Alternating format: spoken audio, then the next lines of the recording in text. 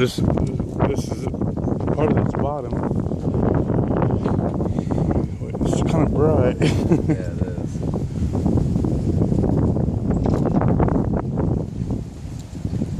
Wish it. It'd been awesome if they let you take an underwater ride in it. I doubt this thing actually still works. Yeah, probably the engines probably still do, but the windows are out of it, so it probably wouldn't do nothing now. They take the windows out. See this? That is awesome.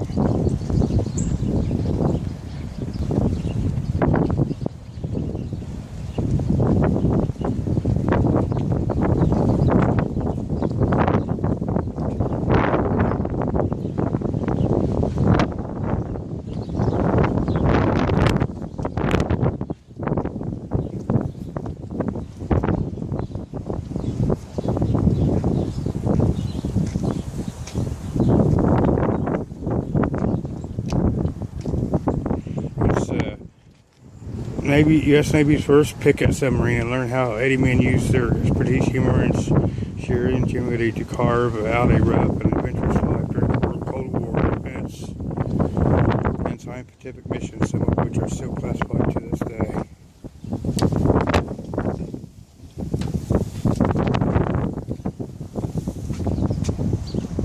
Wow.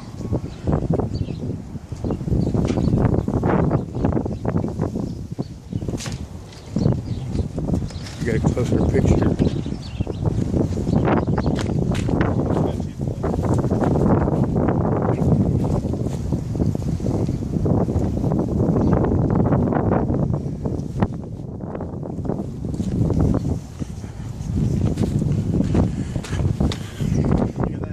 What?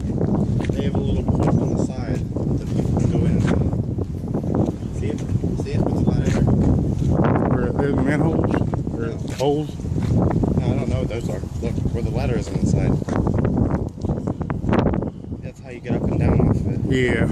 Or you can if you have to go. That was just in case they had to go fix a patch or something. Or Did you know that they get up to the top here. There's a ladder up on the back side, up there, and there's a manhole up in here. Yeah. Do you know this is not the first submarine the U.S. has ever used? Yeah. The first submarine we used was technically in the Revolutionary War. Gyroscope plus a bunch of other math that I'm terrible at would be how they would tell where they're going and at what speed they're going. So they're making sure at all times they know where they are. But just like the old aircraft pilots back in World War II, they were still using the stars. Stars were the easiest way to navigate on something like that. And whenever you're out without GPS... How do you know it's like coordinates like here, there's it's 30, 50 degrees. And whenever they're going out, as soon as they take off, as they're going, they're calculating their knots, how fast they're going, wherever they're headed, what direction they're heading, and that's how they'll be able to plot it out here. Is this original map though? This is Is when that they control would... room? When this first Yes, it is. when they took off? Yeah. Wow. Yeah, this is one that they would have been And using. what year was this? 1938? 45. 45. 45, yes.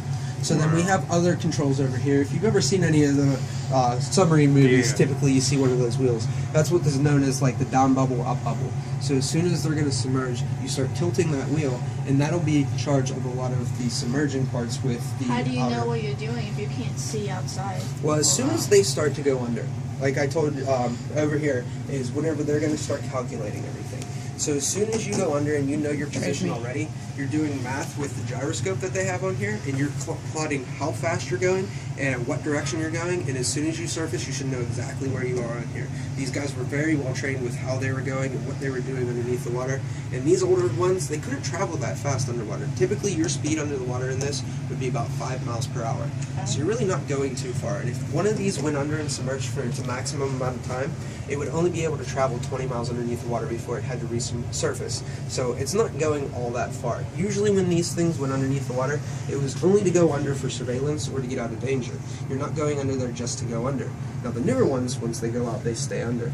They have the capabilities because of the nuclear reactor in there, and they can reproduce their oxygen. But back then, they just didn't have that capability. Oh, wow. They would know when they're diving.